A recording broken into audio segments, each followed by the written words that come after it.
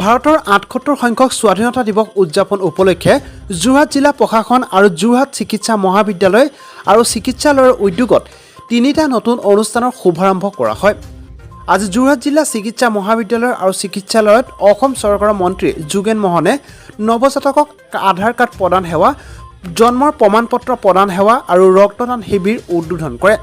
উক্ত উদ্বোধনী অনুষ্ঠানত বিধায়ক হিতেন্দ্ৰনাথ গোস্বামী, বিধায়ক ৰূপজ্যোতি কুৰ্মী, জিলা আয়ুক্ত JMCHৰ অধ্যক্ষ লগতে কেইবাজনো গণ্যমান্য ব্যক্তি উপস্থিত থাকে। আৰু এই সংগ্ৰামত প্ৰাণাহুতি দিয়া আটাইলোকৰ বীৰ শ্বহীদলৈ আমি স্মৰণ কৰিছোঁ। যোৰহাটৰ কুশল কোঁৱৰৰ পৰা আদি কৰি যিসকল গণ্যমান্যে স্বাধীনতা সংগ্ৰামত প্ৰাণাহুতি দিলে সেইসকলক আমি শ্ৰদ্ধা আৰু স্মৰণ কৰিছোঁ।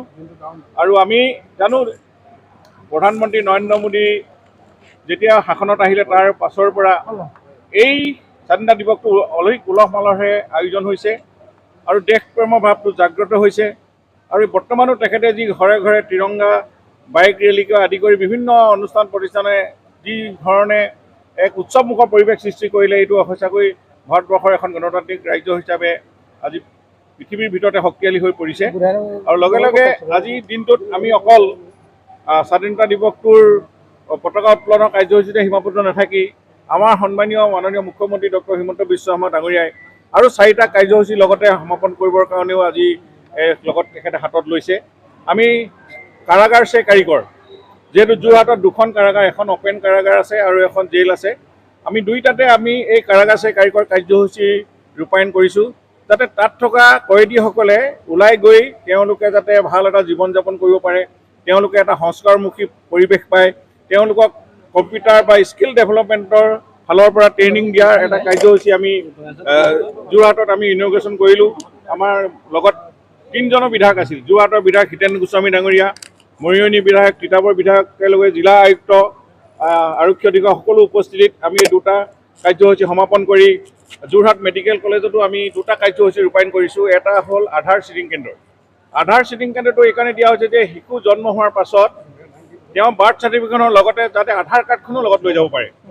তেওঁলোকৰ যিহেতু ফিংগাৰ প্ৰিণ্ট নাই, শিশুসকলৰ জন্ম হোৱা 2-3 দিনৰ পাছত নাথাকে, তেওঁলোকৰ মুখৰ ফেচৰতে মুখমণ্ডলৰ পৰাই ছবি লৈ আধাৰ ছেটিংটো কৰি দিয়া হয়। আধাৰ কিয় প্ৰয়োজন জানে আপোনালোকে? আধাৰ হোৱাৰ লগে লগে জীৱনৰ এটা তেখেতৰ এটা ভাল এখন তেওঁলোকৰ চাৰ্টিফিকেটৰ উপৰিও আধাৰ কাৰ্ডে তেওঁলোকৰ ভৱিষ্যতে আমি ৰেচন কাৰ্ডো পাব পাৰোঁ, তাৰপিছত 5 লাখ টকা আয়ুষ্মান কাৰ্ডখনো পাব পাৰোঁ, যাতে চিকিৎসা সেৱাৰ কাৰণে প্ৰধানমন্ত্ৰী জন আৰোগ্য যোজনাৰ আৰু মুখ্যমন্ত্ৰী আৰোগ্য নিধি এইবিলাক সকলো আমি সুবিধা পাব পাৰোঁ দুখীয়া দৰিদ্ৰ মানুহবিলাকে।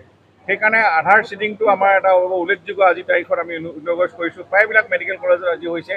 অসমতো 25খন জেলত এনেকৈ ধৰণে আজি এই স্কিল ডেভেলপমেণ্টৰ চেণ্টাৰ যোগেদি ট্ৰেইনিংটো আৰম্ভ হৈছে।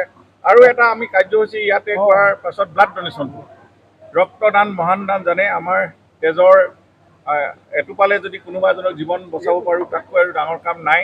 গতিকে আজি আমি ইয়াতে এটা আমি বিশেষকৈ বাগিচাৰ চাহ শ্ৰমিকসকলৰ কাৰণে 50টা পেকেট প্ৰতিখন মেডিকেল কলেজত ৰাখিব লাগিব, এইটো মাননীয় মুখ্যমন্ত্ৰীৰ নিৰ্দেশ আছে। কাৰণ তেওঁলোকে ঘপককৈ এই ব্লাডটো পাবলৈ অসুবিধা ক'ত পায়, তেওঁলোকে মেডিকেলত অহাৰ লগে লগে অকণমান হোৱা দোৱা লাগি যায় তেখেতসকলৰ।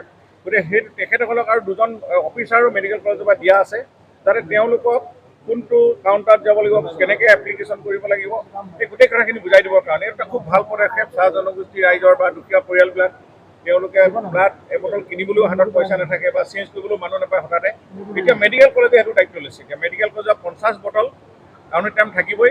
আজি প্ৰায় 30জনে ইয়াতে তেওঁলোকে ব্লাড দিবলৈ আহিছে। আটাইকেইজনক মই শুভেচ্ছা জনাইছোঁ। আৰু আপোনালোকৰ আমাৰ সাংবাদিক বন্ধুসকলৰ যোগেদি মই আহ্বান জনাইছোঁ যাতে আমাৰ যুৱকসকলেও ইয়াতে মেডিকেল কলেজত অকণমান আহি তেজ অকণমান দিয়ক আৰু মানুহ জীৱন বচাওক। সেইটো এটা কাৰ্যসূচী আমি 4টা কাৰ্যসূচী সমাপন কৰিলোঁ।